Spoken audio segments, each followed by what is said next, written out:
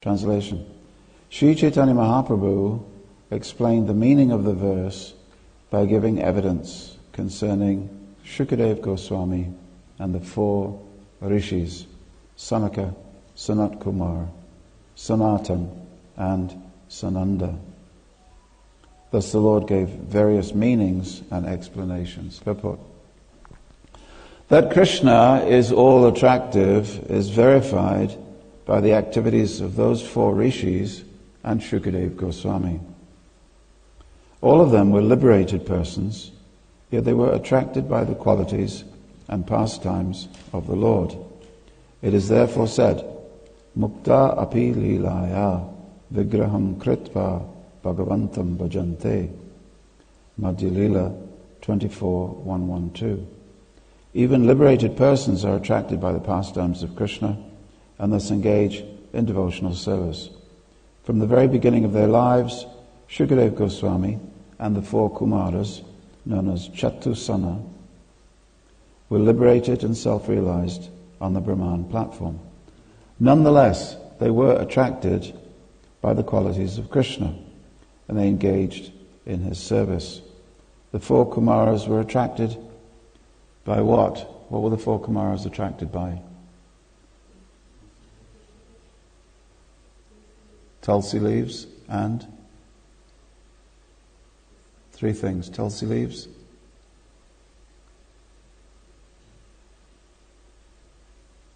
famous story. The pollen, saffron pollen, and the smell of the flowers, offered at the lotus feet of Krishna. And in this way they became devotees. Shukadeva Goswami, how did he become attracted to Krishna? You didn't think it was going to be this interactive, did you? How did Shukadeva Goswami become attracted to Krishna?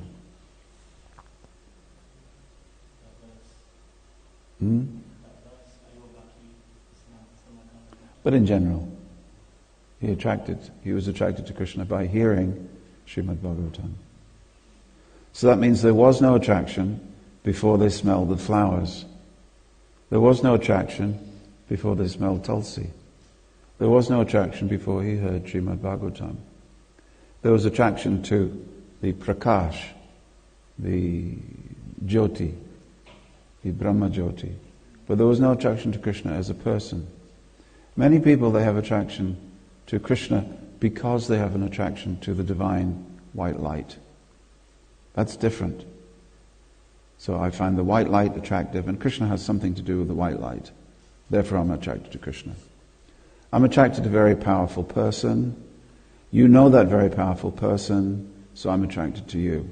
It's slightly different. But they became specifically attracted to Krishna due to external influences upon them. And why should that be interesting for us? Because at the moment, we take it for granted that we have very little attraction for Krishna. Although, as I've said, you have attraction to listening about Krishna, because what other reason would you be here? We're not paying you to be here.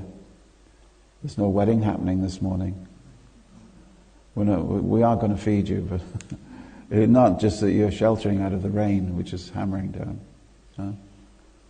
There's a reason I want to be interested in Krishna. I'm not yet sufficiently interested in Krishna. So the gap between I am not sufficiently interested in Krishna and I am interested in Krishna, that's called bhakti. Vaidhi sadhana bhakti. When you know, I should really be interested in Krishna, but I'm not, and here I am, and here's where I would like to be, then you know the gap between the two has to be filled by a journey, isn't it? So I'm here outside London, and Timbuktu is somewhere in Africa. I want to go to Timbuktu. I've heard about it so many times. Timbuktu, what a wonderful place it must be. So in between here and Timbuktu, some thousands of miles, so I have to know the journey. And I go on that journey, if I'm serious. If I am not serious, then I say, I'd love to go to Timbuktu someday. Someday maybe it will happen. How about that? You ever had that thought? Someday I'd like to go there. I'd like to see the Great Wall of China. Someday. Maybe someday it'll happen. That's called a dreamer. And there's a difference between a dreamer and a bhakti yogi. A dreamer says, yeah, someday maybe I'll become Krishna conscious. Someday maybe it'll happen to me. And a bhakti yogi says, I would like to be Krishna conscious. Now, what do I have to do to get to that point? Firstly, become convinced that it's possible for you. It was possible for these great people. Is it possible for me? Well, those great people have said yes, so take it for granted that it's possible for you. So where do I start? How do I start? Well, do I smell the flowers that have been offered to Krishna? Yes, please do that. Do I eat the tulsi that has been offered to Krishna's lotus feet? Yes, I do, yes. What about listening to Srimad Bhagavatam? Will that work for me? Yes, that will work for you too. Do it. What about chanting the holy names of Krishna? Will that do? Yes. What, even me? But I smell the flowers of Krishna and I don't feel anything. I eat the tulsi that's been offered to Krishna, I don't really, it still hasn't zapped me. Hasn't happened. I chant Hare Krishna and it hasn't happened yet. Am I on my journey? Yes, you are on the journey. But it doesn't come as a flash of lightning. It comes as a seed grows in the ground every day. If you sit watching a seed grow, you'll be very bored. So if every week you plot how much Krishna consciousness I have, when will it happen? And you may be bored. A.C. Bhaktivedanta Swami Prabhupada said, it is like being on an airplane. He said, you sense some sensation. But it is only when you look out the window some minutes later that you see you've actually got somewhere. And you think to yourself, oh, now I'm high. He said, so occasionally you can look out the window. He said, but don't look out the window all the time. You won't have any sense of progress on your journey. You'll just see some clouds. There's no point being childish. Are we there yet? I was going with my family to America, and there was a child on board saying, are we there yet? Are we in America yet? We've been flying for about half an hour. Are we there yet? Are we there yet? I'll tell you when we're there. Are we there yet? I said, I'll tell you when we're there. So sometimes this childish impatience is there. We have to give it a life. Oh, but now half my life has gone by. I don't think I can wait. No. Then whatever remains of your life, you give that fully to the process. Anyway, digression. So here, even liberated persons. So the verse which is being considered in this verse here is known as the Atmarama verse. And Chaitanya Mahaprabhu, as a young sannyasi, was in front of an older gentleman named Sarvabhauma Bhattacharya, who had thought, let me teach this young man. He's only just taken sannyas. Let me give him the benefit of my many years of knowledge and experience. And he discovered that he knew more than him. Just like in the year 1913, there was a very great mathematician called Srinivasa Ramanujan, who came from South India. And he came to Cambridge University. And Professor Harding, he was the greatest mathematician in Europe. He said, let me teach him something. A young boy. So this young boy, he didn't have what was mentioned in this verse, praman. To prove a mathematical equation, you have to show how you got there. Srinivasa Ramanujan, he said that the goddess Lakshmi was giving him mathematical equations. We wish the goddess Lakshmi would give us similar knowledge. But the idea here was that he could not prove it because it just arose within him. Sometimes it's like that with knowledge, isn't it? There was a wedding here at Bhaktivedanta Manor, and there was a lady who was rather famous with numbers. And I spoke to her after the wedding. She was a guest at the wedding. I said, is it true that you can multiply any numbers in your head? She said, yes. I said, how do you do it? She said, I don't know. I don't know. I said, can I give you 2 numbers? So I gave her one number, which was 26 digits long. I gave her another number, which was 30 digits long. I'd been planning this during the wedding. And she said, she looked at the 2 numbers and she went like that. She told me the number, told me the answer. I said, Prabhuji, can you lend me your calculator? So I did the calculator. She was right. I said, how do you do it? How do you do it? She said, I don't know. It just comes to me. Some people are like that. So this Srinivasa Ramanujan was brilliant. He had no formal mathematical education. When he was young, he was very attracted to numbers. Some people are attracted to horses. Some people are attracted to girls. Some people are attracted to money. He was attracted to numbers. Sometimes he didn't eat because he was attracted to numbers. So then, by the time he was a young man, he'd worked out a different theory for pi. You know pi? And it was something like square root of 19 plus the square root of 9 over 22. And Harding said to him, how did you work that out? He said, where does that even come from? That's in no mathematical formulae that we have. And then he worked out many things with prime numbers. He said, it just comes to me. It just comes to me. He said, well, that's no good. He said, we need proof. So in this verse, the word is proof, pramanam. One of the most important words in the science of Krishna consciousness is praman, because it means proof or evidence of something that you're trying to prove. The thing that you're trying to prove is called prameya, and the knowledge that you use to prove it is called praman. So how do we know that Krishna is the Supreme Personality of Godhead? Because it says so in a book? That's no good. Where's the proof? Come on, where's the proof? So we establish proof by first of all proving that the proof that you're interested in is inconsequential in proving the absolute truth. So only until doubt has been created in the ordinary method of proving anything, which is by sense perception or cogitation within the brain, once you've thrown doubt on those methods of establishing proof for anything, then you can move on to another level of proof. So most of what you hear in the Krishna consciousness movement when you come here to the temple, we refer to the Veda, because Veda is our praman. So Chaitanya Mahaprabhu was in front of Sarvabhauma and he was saying these things, he was saying these things, and he was saying these things. And he said, so you have another opinion?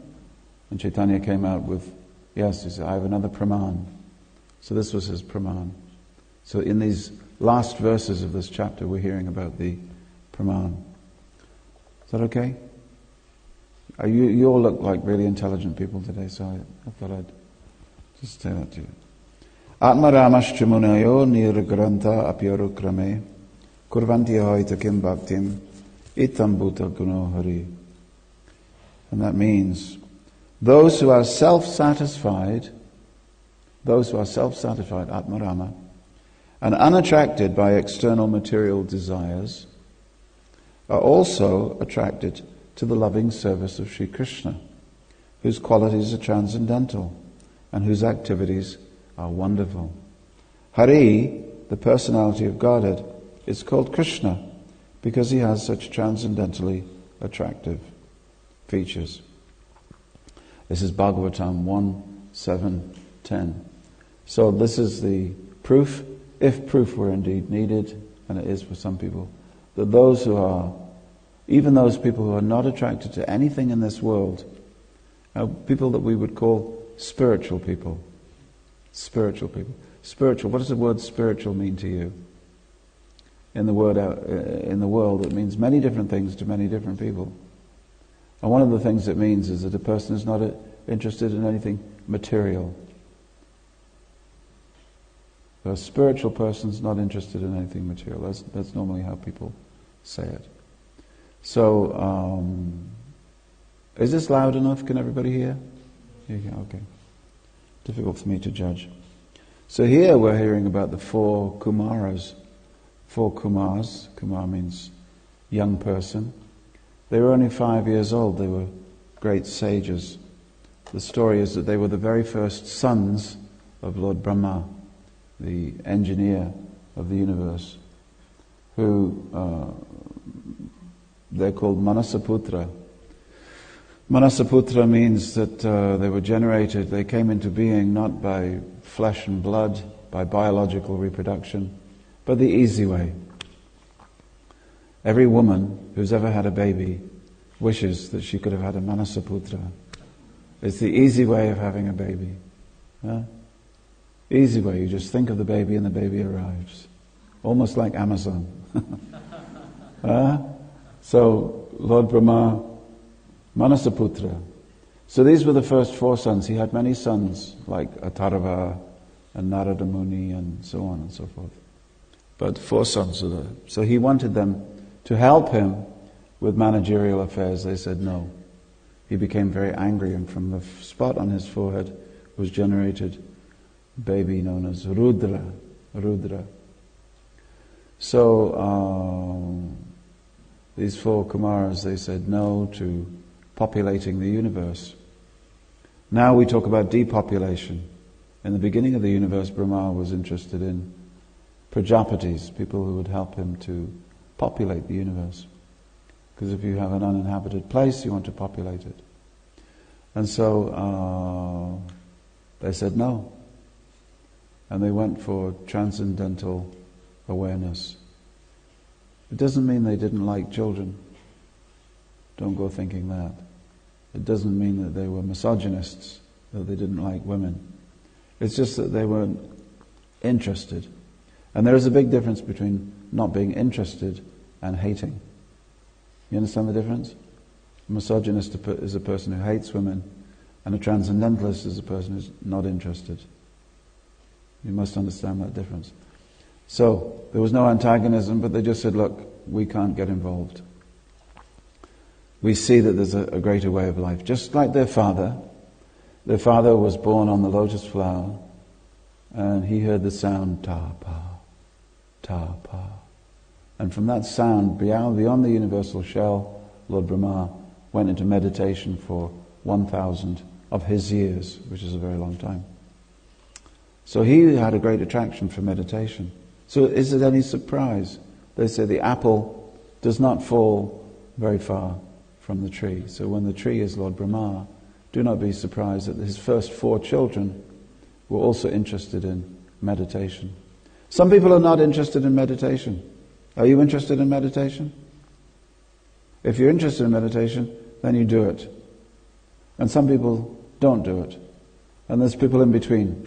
They say, well, I would be interested in meditation, but I don't have any time. That's the whole point. If you are interested, you make time for something. I'm interested in football, but I just don't have the time. That doesn't make sense. Well, I'm interested in eating, but I just don't have any time. Oh, what a fool. When you die. I'm really interested in putting more petrol in my car, but I just don't have time to stop and fill it up. What happens? You're going to stop anyway, because you're going to run out of fuel. If you're interested, then do something about it.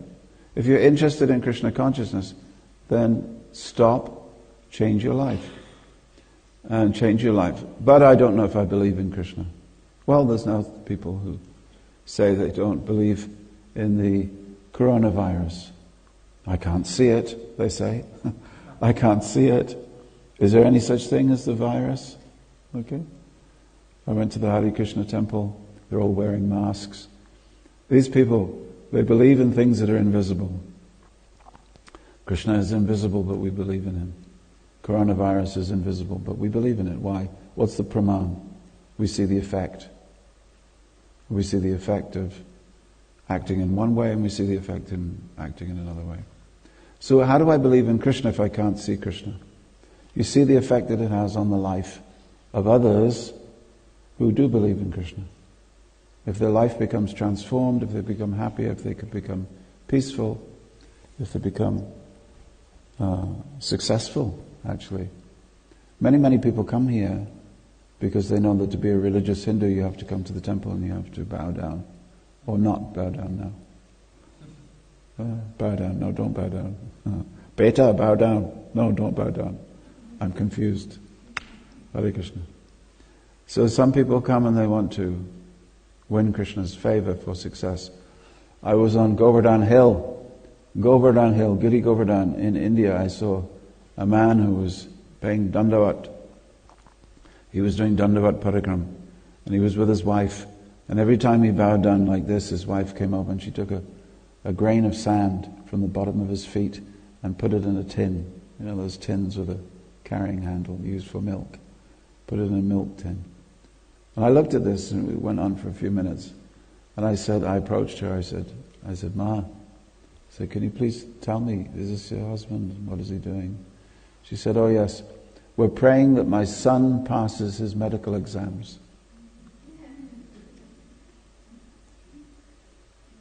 I said, Shuddha Bhakti nahi. No, Shuddha Bhakti nahi.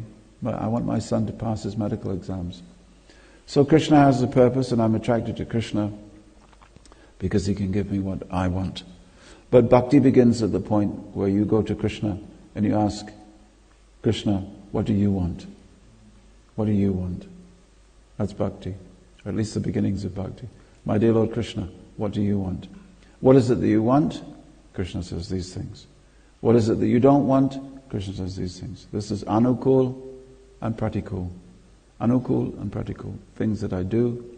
I arrange my life in such a way that it's pleasing to Krishna. And I arrange my life in such a way that it's not displeasing to Krishna. These are the very first elements of bhakti. It's very simple. But you have to do it.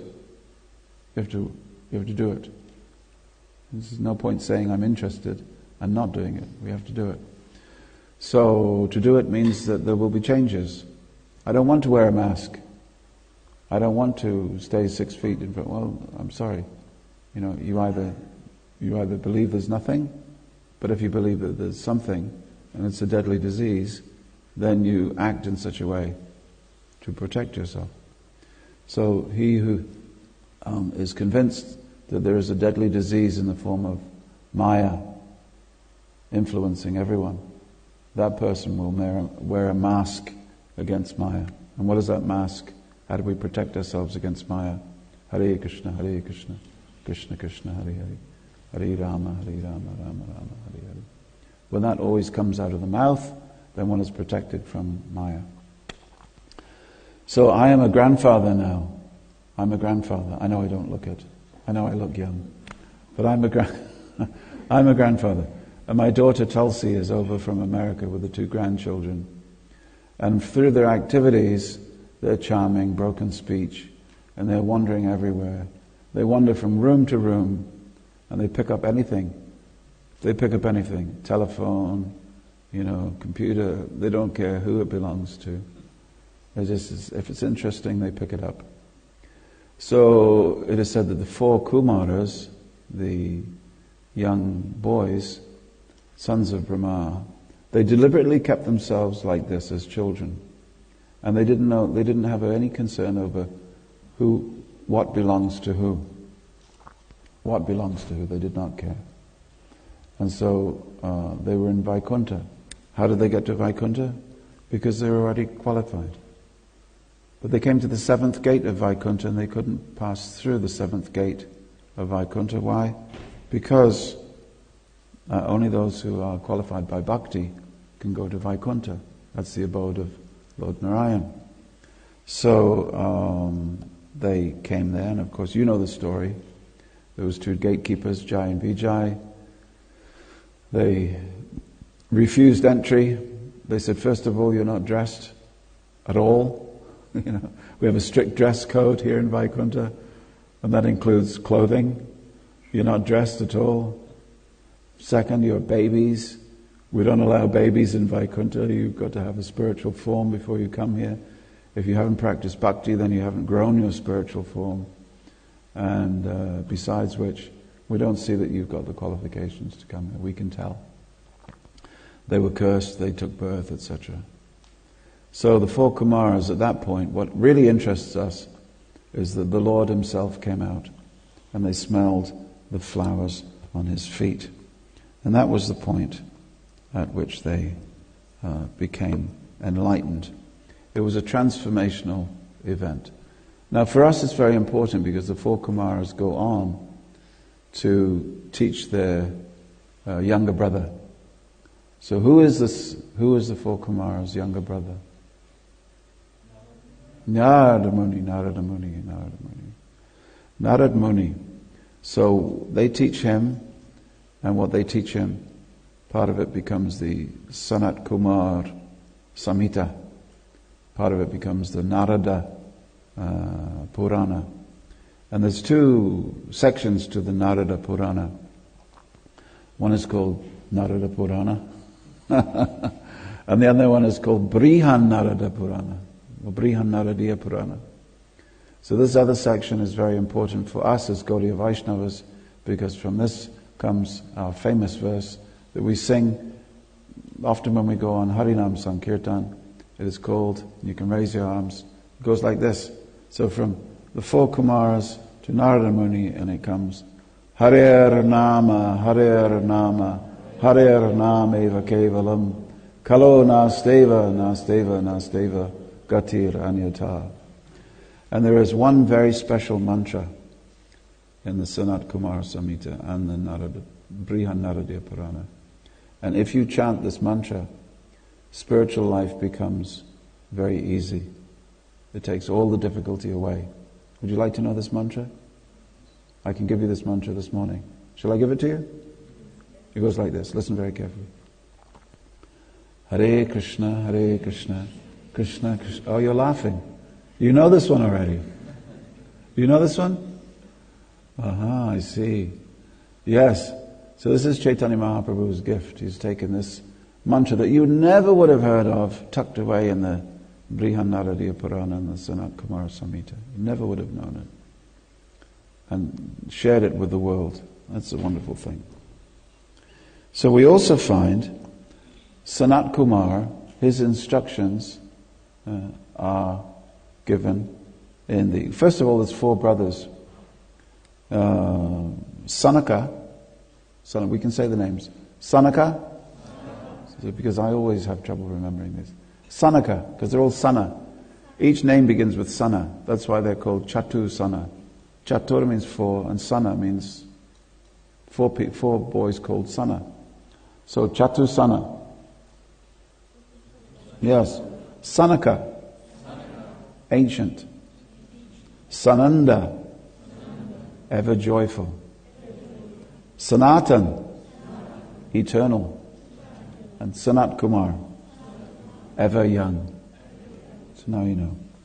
So Sanat Kumar, his instructions to his brother Narada Muni are also in chapter 7 of the Chandogya Upanishad. Chandogya Upanishad. That means that the wisdom of the Upanishads was taught by the four Kumaras. And they're very important for us. Very important for us. Also in the Sanat Kumar Samhita we find something very important. It is the description of Vrindavan. Otherwise in the Vedas we don't get Vrindavan. Srimad Bhagavatam is Vrindavan. But if you, strictly speaking, if you want to prove that the Srimad Bhagavatam is not a sectarian scripture that was written in the Middle Ages, then if you go to the Chandogya Upanishad, you'll find in chapter 7 descriptions of Vrindavan. You'll also find a description of Srimati Radharani being the origin of all other Lakshmis. This is there. And so the thing is that this is Praman. So this Praman is very strong for us. That's why we quote it. So from the four Kumaras come a Sampradaya. It's called variously called the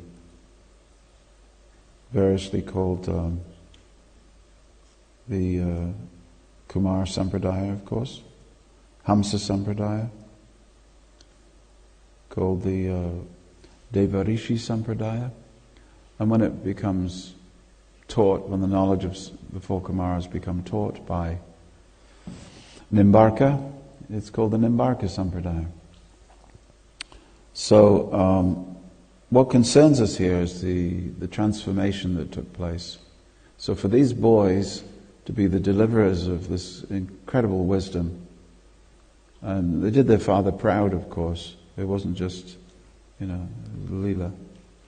They did their father really proud and delivered this wisdom to the world.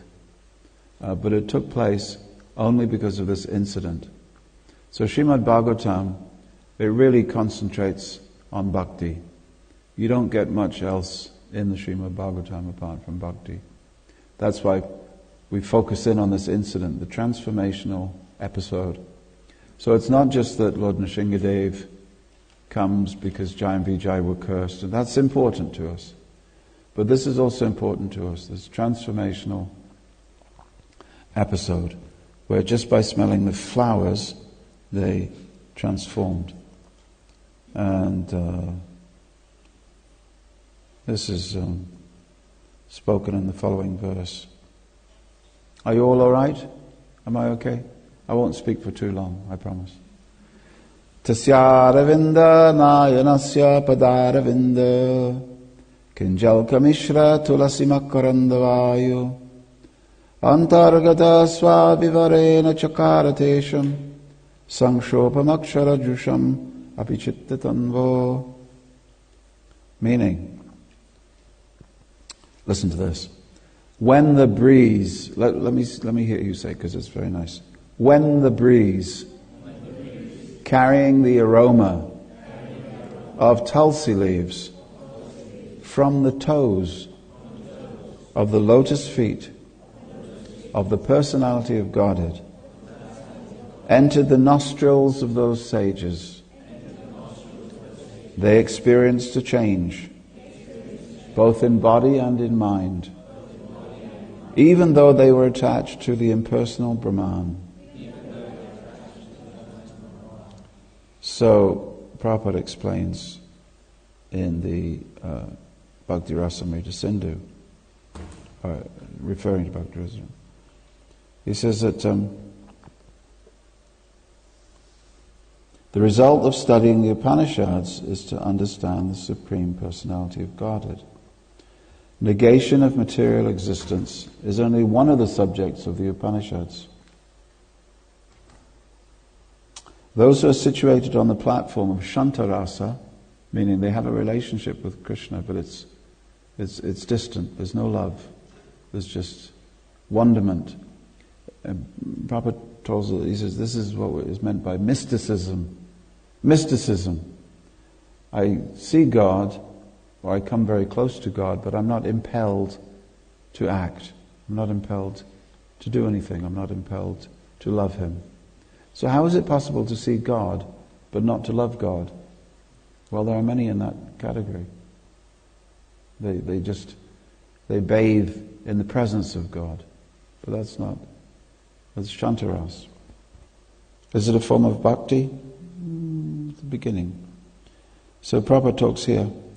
Get their impetus for advancement in devotional service by smelling the tulsi offered at the lotus feet of the Lord, or by hearing the sound of His conch shell.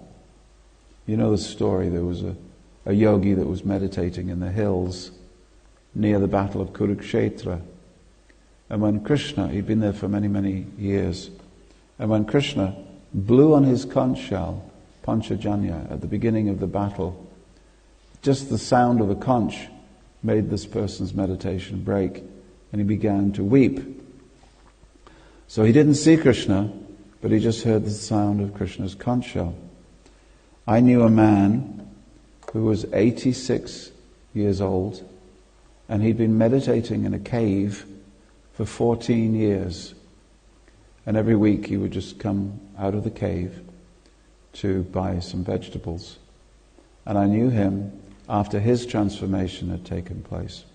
He came down to the bazaar in South India, and he came to buy some vegetables, and someone gave him a copy of a Tamil version, a Tamil edition of Back to Godhead magazine. And just from that Back to Godhead magazine, he gave up living in the cave where he'd been for 14 years, and he came and joined the Padayatra, which was a journey all over India to mark the 500th appearance of Chaitanya Mahaprabhu in 1986. So I met him in late August of 1985. And he told me his stories. He was 86 years old. And he was grumpy. He was really grumpy. For a transcendentalist, he was a grumpy old man. Because the boys kept teasing him. He'd had hair that was down to his calves. He hadn't cut his hair for 14 years. It was right down to his calves. So he was teased because sometimes the young boys in Krishna, I'm not looking at you for any particular reason, but the young boys in Krishna consciousness, they sometimes when they put tilak on, they think, I'm in Krishna consciousness. Now I know everything. I know that yogis are bogus, jnanis are bogus, karmis are bogus, and I will make it my life's business to tell them. And so he was plagued a little bit by our youngest members. They shouldn't have done it really. I kept telling them, don't do that. Anyway, so his transformation came. So each and everybody in the room, you have a story of your transformation. And it's a wonderful story, isn't it? I was this, and then I got this, and I met this person, and I became a devotee. And we like telling that story. And every time you tell your story, you smile, because it's a wonderful story of transformation. So Prabhupada talks about these things. And talks about the four Kumaras. He said, when the four Kumaras smelled the tulsi leaves and the flowers, he said, even though they were 5 years old, the hairs on their body stood on end, and they began weeping. And they said, what is this? How has this come to us? It must be the Supreme Personality. So,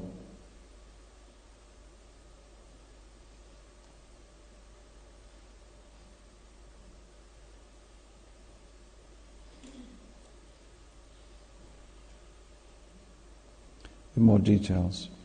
So, Krishna, in the 11th canto, when he's giving his final instructions to his friend and disciple Uddhava, it's 36 years after the Battle of Kurukshetra, in which Krishna speaks what became known as the Bhagavad Gita. But there is another Bhagavad Gita, the Bhagavad Gita of Arjuna and the Bhagavad Gita of Uddhava. Bhagavad Gita of Arjuna is 700 verses. Bhagavad Gita of Uddhava is 1700 verses. So it's a beautiful thing. And Krishna, in the Uddhava Gita, he says, Etavan yoga arishto machchishyai sanakadibi. He mentions Sanaka by name. Sarvato mana akrishya mai adaveshati yata. And he says, the actual yoga system, as taught by my devotees, headed by Sanaka Kumar, he calls Sanaka Kumar the head of his devotees, I suppose, is simply this. Okay, this is the secret of all yoga. Having withdrawn the mind from all other objects, one should directly and appropriately absorb it in me. What a wonderful thing. So here's some descriptions of how this transformation comes and the importance of the four Kumaras to us. Now, today is a very important day also because it's the appearance of someone who followed that advice and who comes to us only 500 years ago, and that is Srivas Pandit or Srivas Thakur. There's another person much later, about 120 years later. He's called Srinivas Acharya. But it's not his birthday today, and I'm not going to talk about him, and I don't want you to get the two persons involved. Srinivas Acharya and Srivas Thakur. Different. Srinivas and Srivas, okay? Because sometimes people do leave. Srivas Thakur is the fifth person of the Panchatattva. Prabhupada said if you strip down the Krishna consciousness process to just a few things, he said you just chant the Hare Krishna mantra and you keep one picture. So you don't have to open any temples or anything. He said all you need is this mantra and this picture. What is the picture? It's the picture of Panchatattva that you'll see in the temple. Shri Krishna Chaitanya, Prabhu Nityananda, Shri Advaita, Gadadhar, Srivas. And each of them represent different aspects of bhakti, and Srivas Thakur represents the jiva, the purified jiva. So Srivas is a real person. He lived 500 years ago. He lived with his wife. He was married. She was called Malini. Malini. And they lived just in a place known as Navadvip. I'm finishing now. So they lived in a place known as Navadvip, and they lived together in a little neighborhood, little Brahmin neighborhood, along with someone called Advaita Acharya and Gadadhar Pandit. They lived close together. In fact, even today, if you go to their houses, you will see that the houses are quite close together. They were Brahmins, but they weren't small houses. They were quite, established houses. Maybe half the size of this room. So that's not bad. And when you have a house, and you have a courtyard, and you have trees and plants growing in the courtyard, and bushes of flowers, that's called an angan. So he lived in a place, and it became known as Srivas Angan. Srivas Angan. And along with Advaita Acharya, who was his neighbor, Advaita had told, who was a much older man, he said, look, it's so bad, everything had been banned because the whole area was under Sharia. We have all heard of Sharia law now, haven't we? Everybody's heard of Sharia. To live under Sharia law as a Hindu is not a very good prospect. So, this morning, did you feel a little bit incomplete because you couldn't bow down? I expect you did, huh? Oh, don't bow down.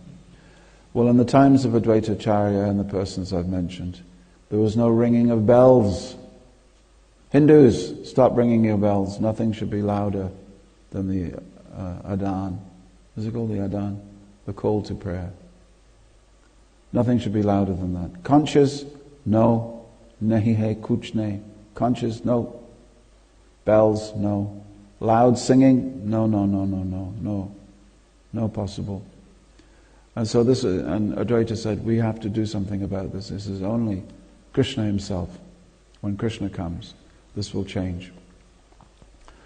So then he got his neighbors involved in calling out to Krishna. And Srivas was one of those neighbors.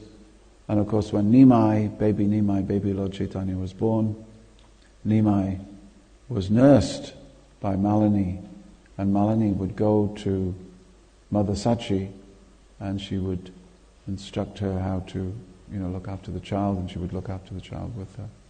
So there's a very good relationship between the family of Srivas Thakur and Nimai's family. And of course it's only 200 yards away down the road. And it's still 200 yards away down the road. So Srivas Angan, the house of Srivas, was the place where the Sankirtan movement actually began.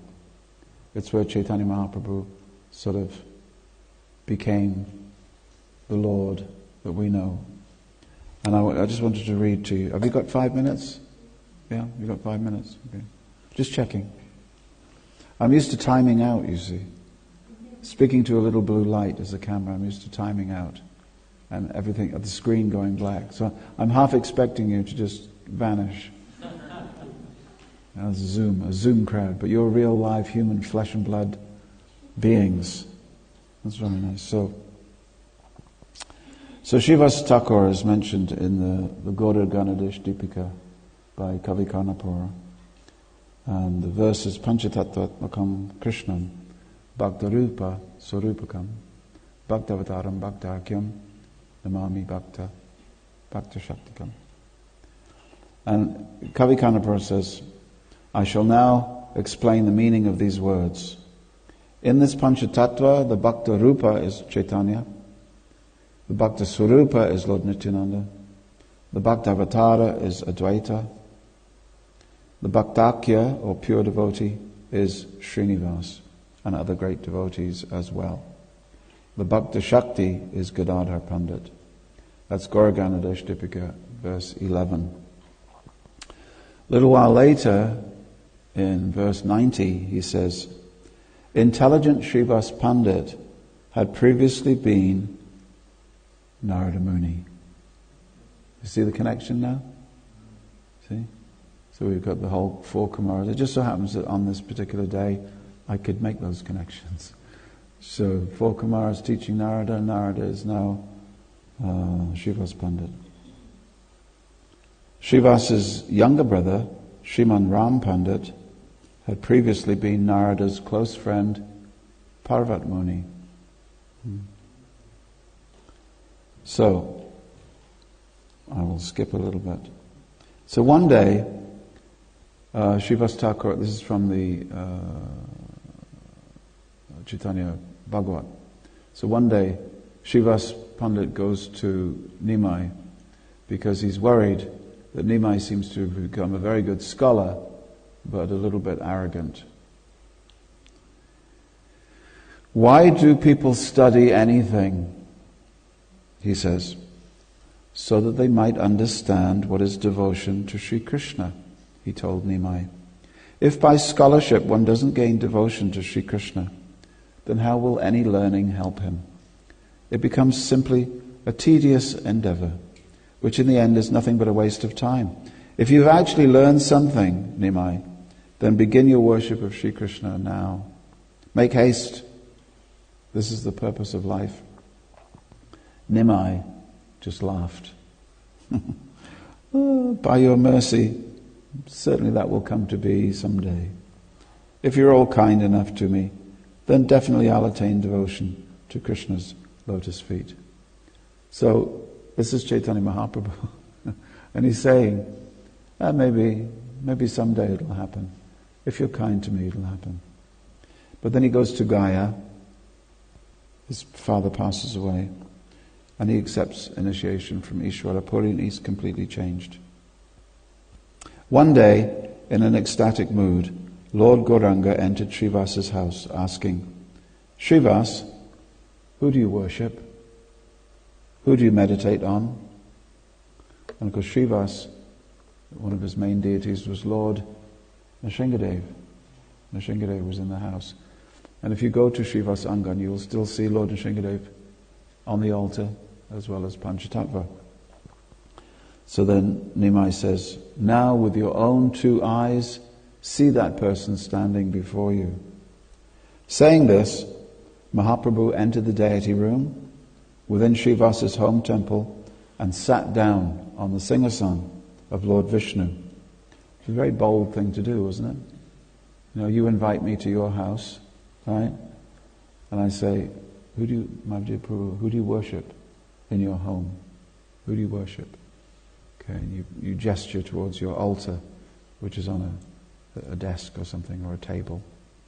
And I go, oh, very nice. And then I sit down on that table. How rude. How offensive. So Nimai's just sat down on the Singhasan. But then he reveals his own forearm form. Okay, he reveals his own forearm form, holding the conch, disc, club and lotus. Seeing this form, Srivas was totally stupefied.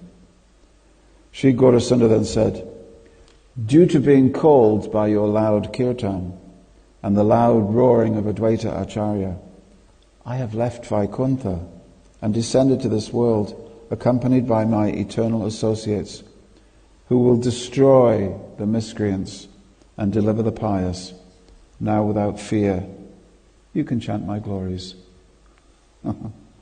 Hearing these words of his Lord, which dispelled all fear, Srivas fell to the ground, offering his obeisances, and he began to recite hymns in praise of the Lord. And there's a long section of prayers.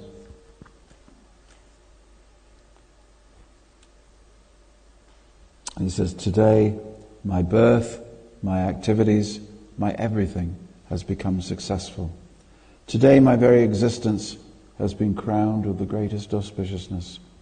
Today the race of my forefathers has finally borne fruit, and my house, which was also their house, has become blessed. Today the great fortune of my eyes is completely beyond calculation, because I have been able to see that person whose lotus feet are served by the goddess Lakshmi. Of course, his name is Srivasa. Srivasa means the abode of Sri. Srivasa, which is none other than Sripati or Lord Vishnu. Having described the glories of Gaurasundar in various ways, Gaurasundar showed even more compassion to Srivas by revealing himself to all his family members. Seeing the niece of Srivas Pandit present before him, Prabhu called to her, Narayani, call upon Sri Krishna with tears in your eyes. And immediately this little girl, only 4 years of age, as if in a delirious frenzy, began to cry out, Hari, Hari, Hari, Hari, while shedding tears incessantly. In fact, the flood of tears coursed down her body to such an extent that the ground around her feet became soaked. Seeing little Narayani totally agitated in ecstatic love, Srivas's wife and even the household servants also began to shed tears of love. The courtyard of Srivas took on a very beautiful appearance, being decorated with ecstatic love for Krishna. There was one maidservant in Srivas Pandit's house by the name Duki. Every day she used to bring water from the Ganga for Mahaprabhu's bath. One day Gaurasundar asked Srivas, who brings this water? Duki brings it, Srivas replied. From today, her name is Sukhi.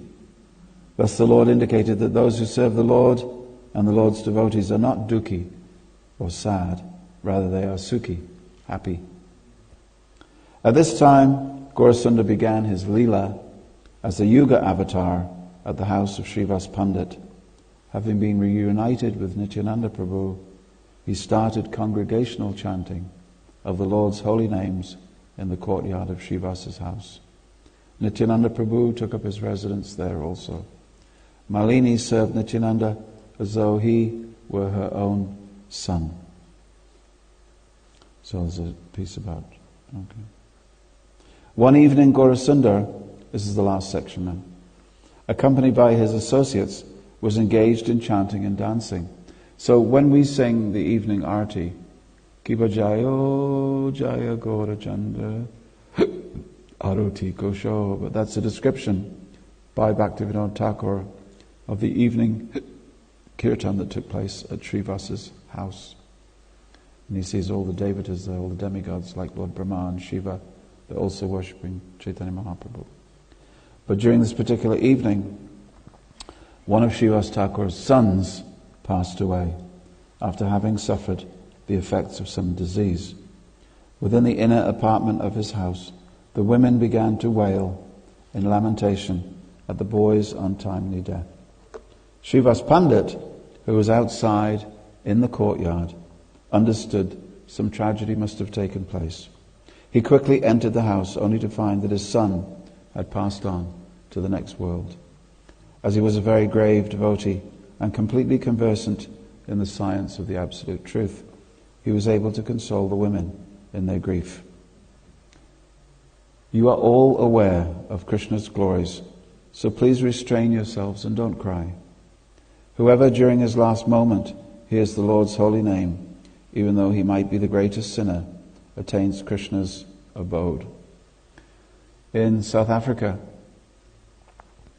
there was a string of Hare Krishna festivals, and they would go from suburb to suburb putting on festivals, and the conclusion of each festival was a room like this filled with 1,000 people chanting Hare Krishna, and because everybody was singing and dancing. And one gentleman who used to like to come on stage and play his tabla, and the kirtan had just reached, you know when a kirtan reaches the peak, just peaking, and everybody is really, really singing and absorbed. And the gentleman passed away. He was playing his tablas on stage with 1,000 people singing. And the devotees just said, keep singing, keep singing. You don't stop the kirtan when someone dies, you keep the kirtan going. Keep the kirtan going. And call for the medical people to come. But it's still, keep the kirtan going. So he said, Srivas said, my son has passed away at the height of our kirtan. Chaitanya Mahaprabhu is here, don't cry. Whoever during his last moments hears the Lord's holy name, even though he might be the greatest sinner, attains Krishna's abode. And that incomparably wonderful Lord, he whose glories are sung by all his servants, up to and including Lord Brahma, is now personally dancing in the courtyard of my house, your house. This moment is so auspicious that it is sure this boy has successfully completed his journey from this world. Is there anything to be lamented at in this? His good fortune is completely assured. I can understand that whatever part I have played in this is also crowned with success. So he's his own father. He's able to see like this.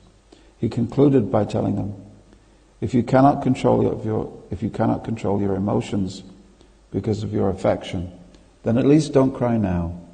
You can cry later. The Supreme Lord of Gokula himself, Sri Gaurasundar, is performing Sankirtan, accompanied by his devotees in this house. If, due to your crying, the happiness that he is experiencing from dancing in ecstasy during Sankirtan is disturbed, then I will just this minute jump into the Ganges and thus give up my own life. Not a blade of grass moves without Krishna's will. To see in this happiness or distress is simply imagination. Know that whatever Krishna wills is good. And giving up your own selfish perception, become free from confusion and botheration. Krishna is giving and Krishna is taking. And it is Krishna alone who is maintaining everyone. Sometimes he protects and sometimes he does not, all according to his will. If someone contemplates something contrary to Krishna's will, then as a result of his desire, he only gets torment. So now, giving up all lamentation, simply hear Krishna's name and pass through all difficulties, feeling great happiness. Then your desires will be fulfilled. So he gives all these instructions. He comes out to join Chaitanya Mahaprabhu, who continues dancing and singing to the middle of the night. Mahaprabhu then spoke, today my mind is feeling some tribulation. I think that some sad event has occurred here. And Pandit explains, Srivas, why wasn't I feeling bliss in Kirtan today? What inauspicious thing took place in your house? He explains to him.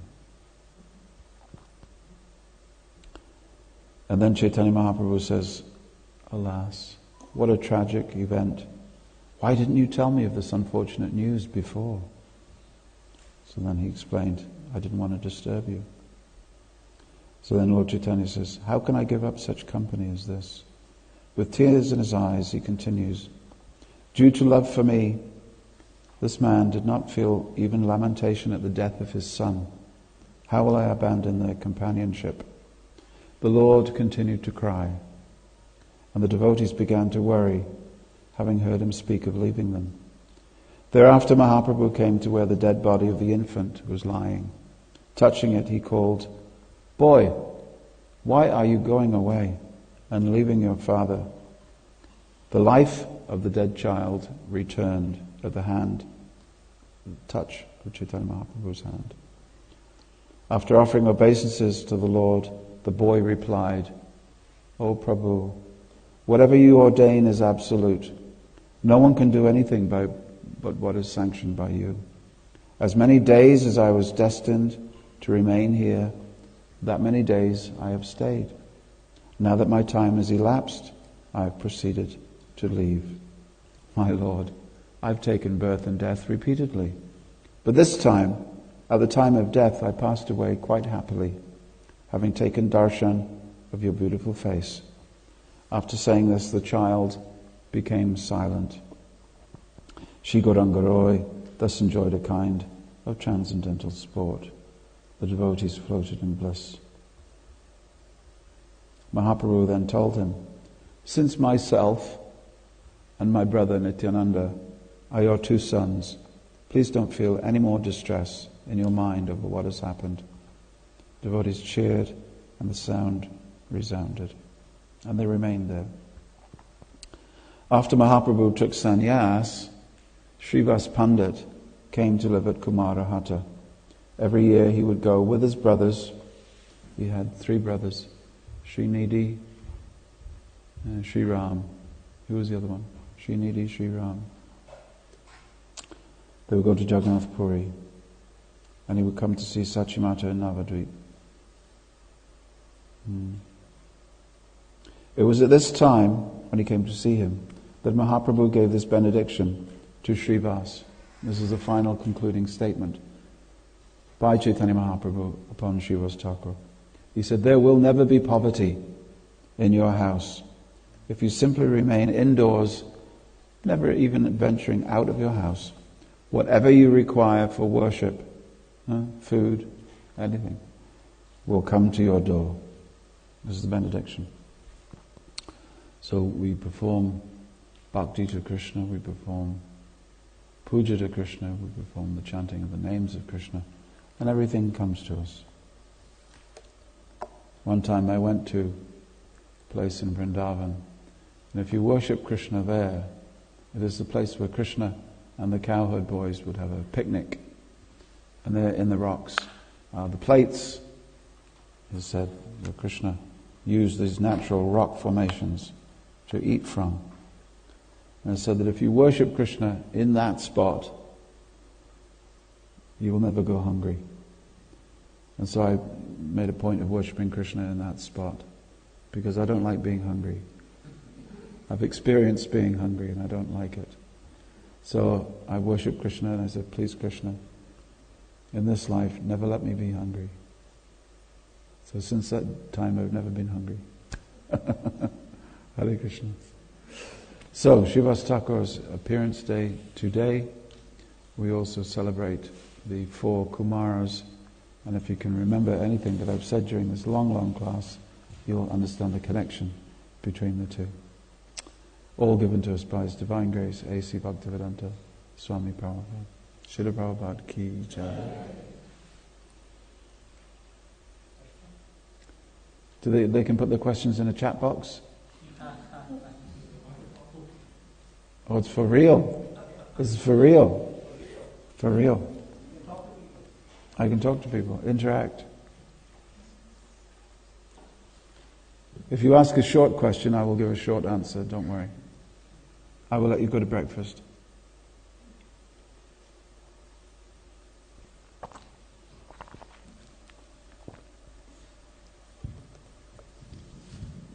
Thank you so much, Kripamoya, for a wonderfully enlightening discussion. Just a quick question, hopefully. You mentioned about the story of the person in the mountain and being teased by the devotees, and how we can often have a mentality of superiority over other traditions or parts of the Vedic truth. So my question was, what should our behavior and interaction and consciousness be whilst interacting with impersonalists or members of other faiths? Yeah, I read a statement yesterday. It was by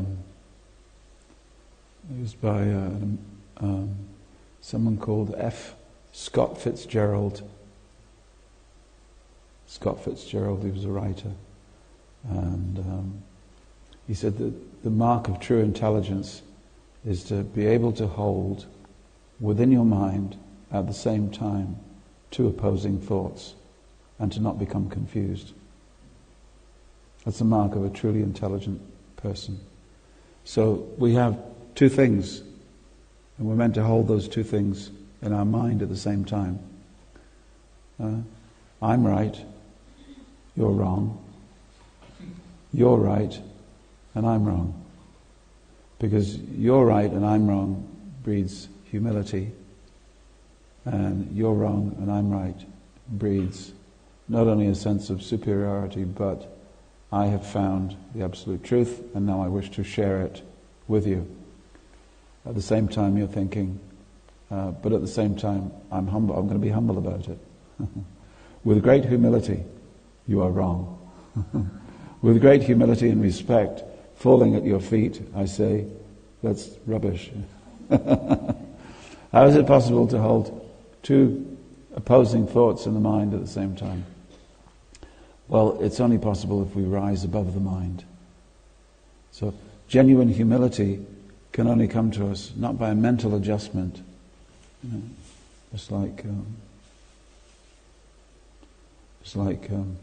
I was once introduced to a member of the royal family.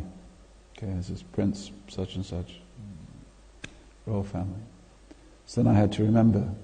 So I had to make a mental adjustment. Okay, what do you do when you're in front of the royal family? You say, you bow like this, and you say, Your Highness.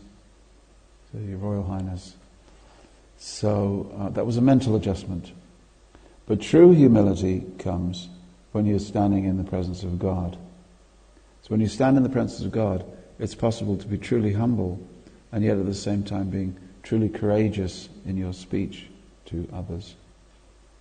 And it's a very strange thing that people will pick up on your humility, but the strength of character that you have. So,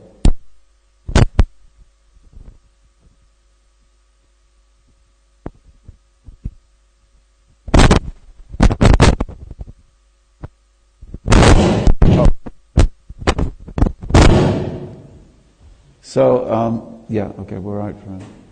So, sometimes these days people are they're confused about what to do in a work situation. In a work situation we have, you don't talk about religion with a customer, you don't talk about religion with your work colleagues, but that's all my day. When do I ever talk about Krishna consciousness? And, so how do I preach? I'm a brown person. People don't want brown people telling them about God. And so when do we do it? Well, where does the preaching take place? The devotees at the temple, they're telling me to preach, give the message of Krishna consciousness to everyone you meet. And I can't give it to my boss. I'll lose my job. Can't give it to my work colleagues. That could be seen as office, workplace harassment. It might be seen as religious, hate speech. Krishna is the Supreme Personality of Godhead.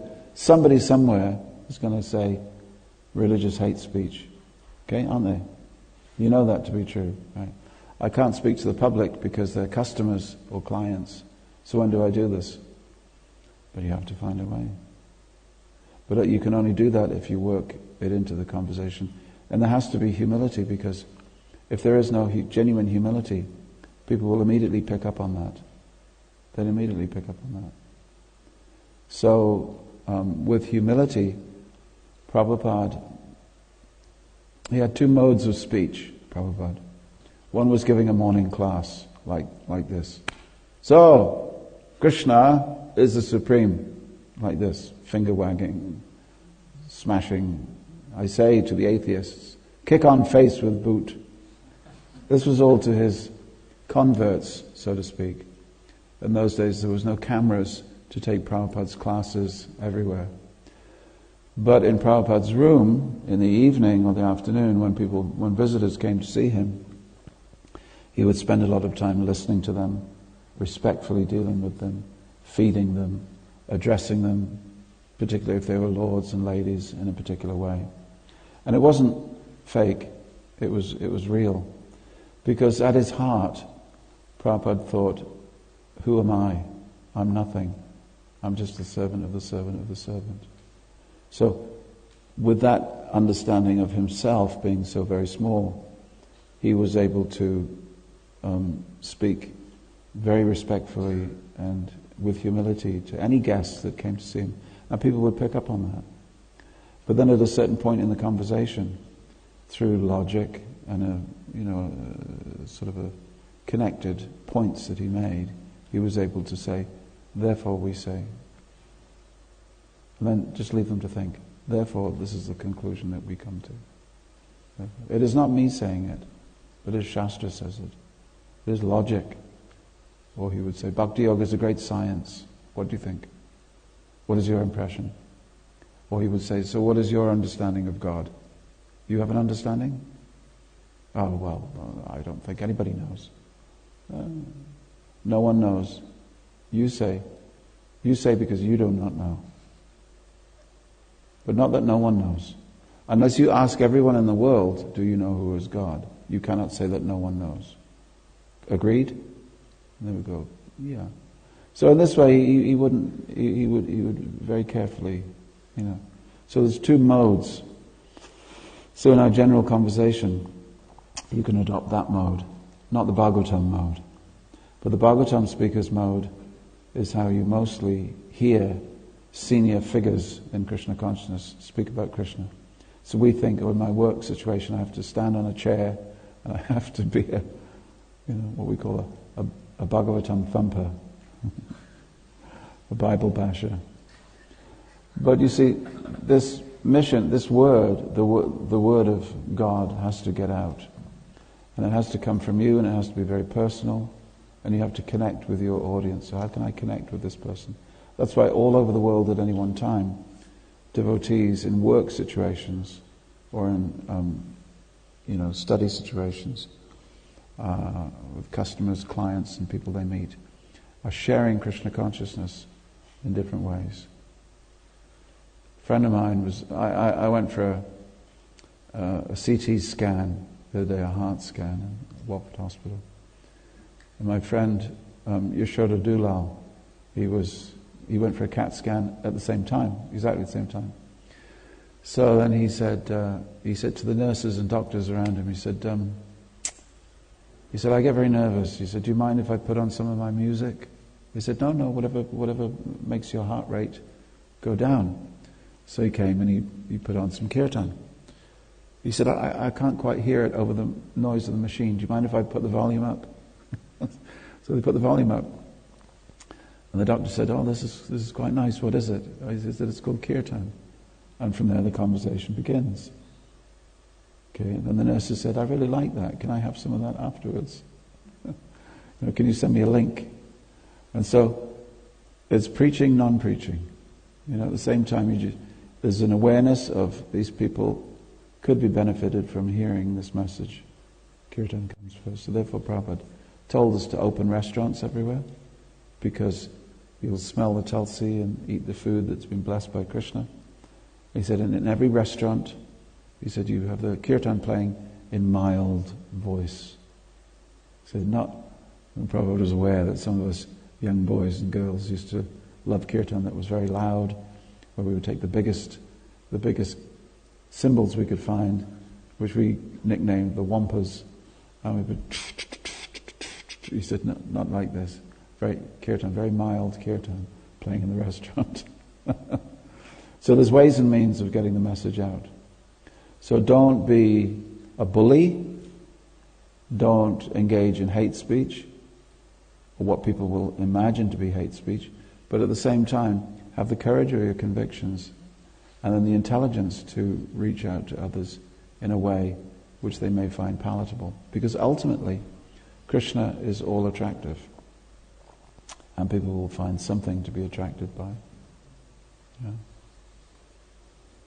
Even our friend Boy George, a singer and very flamboyant dresser, came in front of Krishna, and he was looking at Krishna's clothes.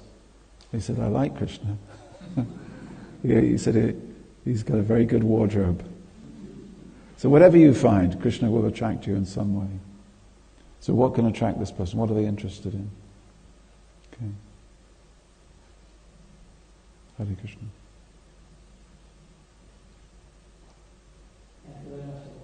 That's it? Yeah, that's it, okay. Thank you very much, everyone. Thank you for being my first human audience. Thank you. Hare Krishna.